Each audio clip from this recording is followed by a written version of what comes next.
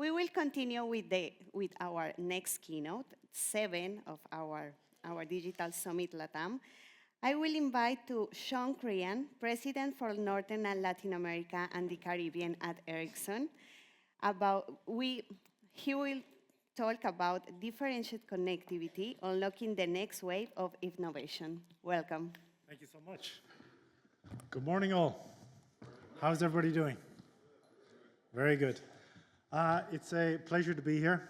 My name, as you heard, is Sean Cryan. I'm heading up Latin America, North and Caribbean region for Ericsson. So it's a pleasure to be here. Great to see some of our customers here that we work with very closely, of course, policymakers and so many key stakeholders in Latin America. So thank you for the invite and for the opportunity to speak this morning. For those of you who don't know, this is a pretty big year for Ericsson. We're celebrating 150 years in the industry as a company. So we've been around, thank you. Thank you so much. We've been around quite some time, and we've worked with many people here for, of course, many years.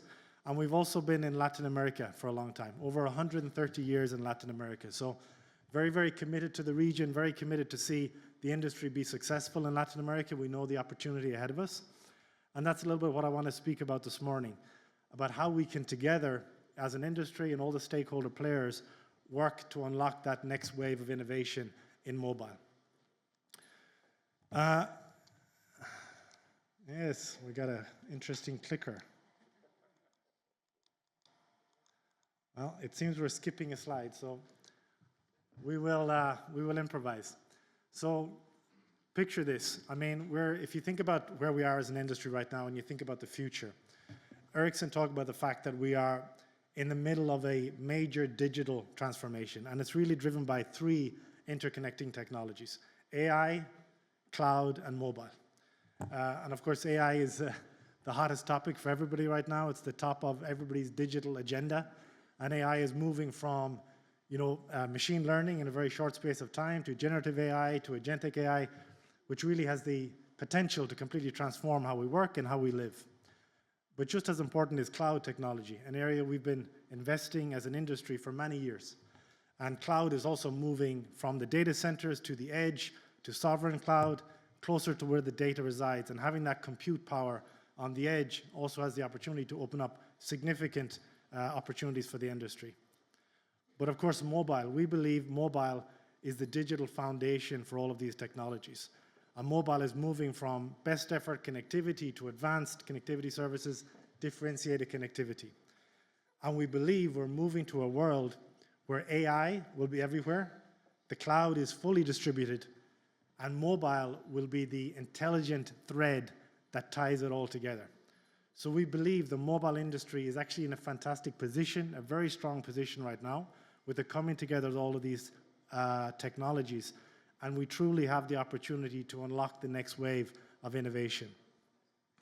And I want to show you, if you see this next slide, if we talk about the opportunity ahead, I think it's very important to reflect a little bit and look back on the journey we've been on as a mobile industry. And mobile has really been through 2 major waves of innovation. The first wave is when we connected everybody, the 2G, 3G days. I think good days for operators, when there was big volume on your network and you had a pretty clear line of sight between the volume on your network and your ability to monetize. Then the next phase was building out the mobile internet, 4G, early 5G days. Gigabit bundles, throughput became so important, all you can eat buckets.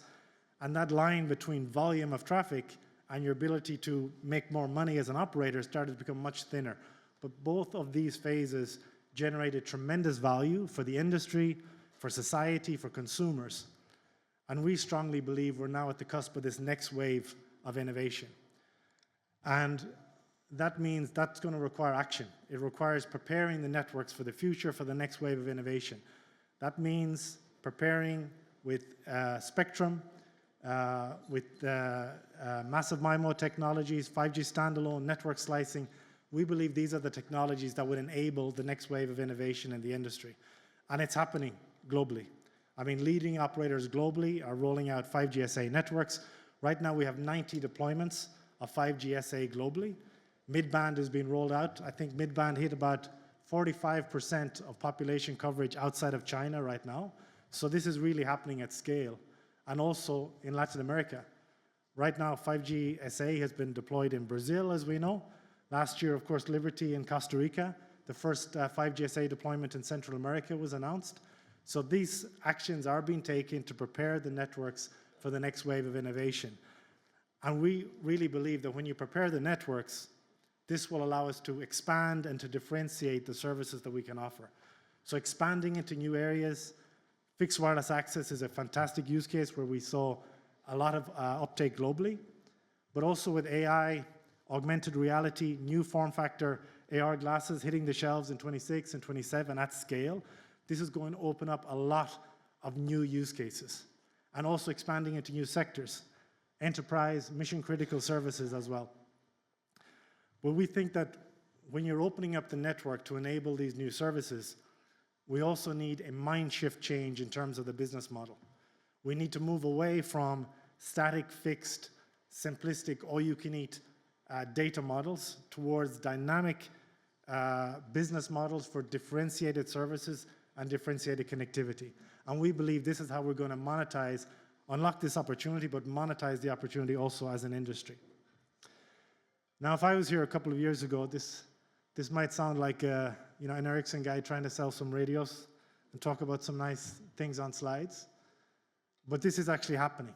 Even in the last 2 years, we have seen significant momentum in this space. So leading operators globally are actually making this happen. They're building out, preparing the networks for this next wave of innovation, and now we're deploying use cases.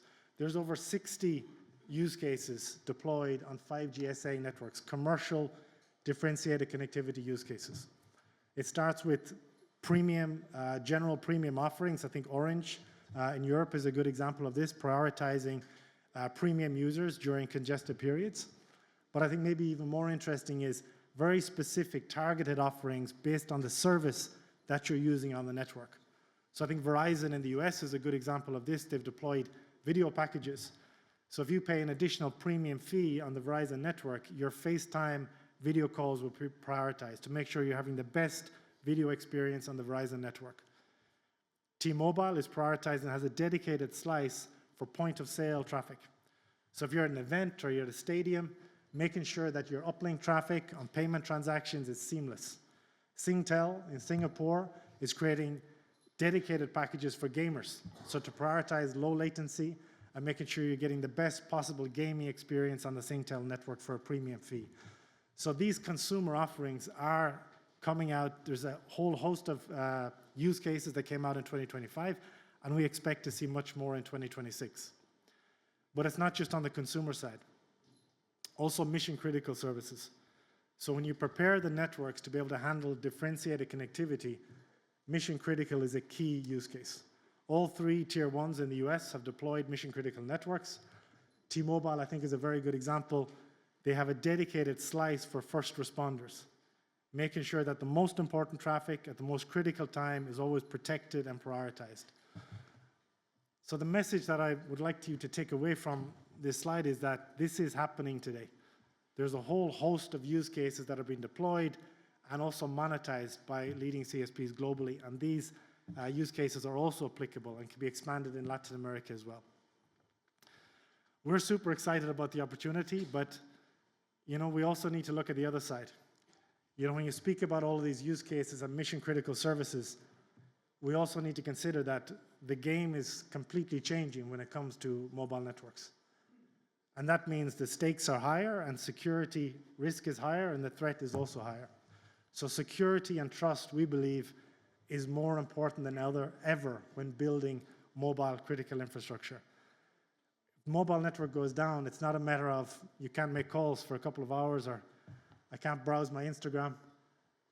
You're actually losing critical national infrastructure. So as I said, the stakes are much higher in this new world. Mobile devices, we had a certain level of uniformity with mobile devices on the network. Now with IoT, you'll have much more devices hitting the network. Different characteristics also increases the threat profile. As well as that, as we all know, we have a constantly evolving security situation globally. And mobile operators running critical infrastructure services are at threat. We see an increase in cyber attacks a lot of this also geopolitical agendas. And this is now increasing, the policymakers, rightfully so, are increasing the expectation on companies like Ericsson and even on operators to make sure that we're building the most secure technology, the most secure products, and building secure and trusted networks. And that's why I want to just touch on a little bit. This month, Ericsson, with other major technology partners globally, we signed what we call the Trusted Tech Alliance. And this is the coming together of some of the biggest technology companies in the world, in AI, in mobile, and in cloud, coming together, companies who believe in the huge potential and the great position that we're in to unlock innovation in this industry, but also who see that security, trust, transparency, data protection, and end-to-end secure and trusted supply chain is critical to be able to realize this opportunity. So these are a few of the messages that I wanted to leave you with this morning. You know, a few of the things I really would like to emphasize is that with all that's happened in technology in the last couple of years, we really believe that the mobile industry is really well positioned. And we're really in a position together to unlock truly this next wave of innovation for the industry. We see it's happening around the world. There's use cases that have come online in 2025. I promise we will see much more momentum in 2026 and 2027. This will happen in Latin America, but we do also need to accelerate. We need to accelerate preparing the networks for the future, prioritizing the technologies that will really make the difference, but also policy and spectrum, and making sure we're accelerating the policy that will help operators build out the technology to unlock the next wave of innovation.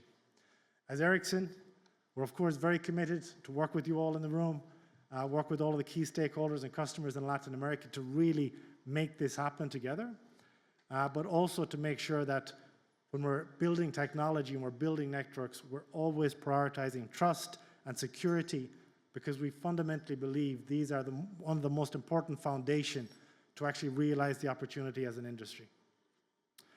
Thank you so much. Thanks for giving me a few minutes this morning to speak to you. It's an honor, and I look forward to talk more about these topics maybe on the break. But thank you, and enjoy the rest of the morning.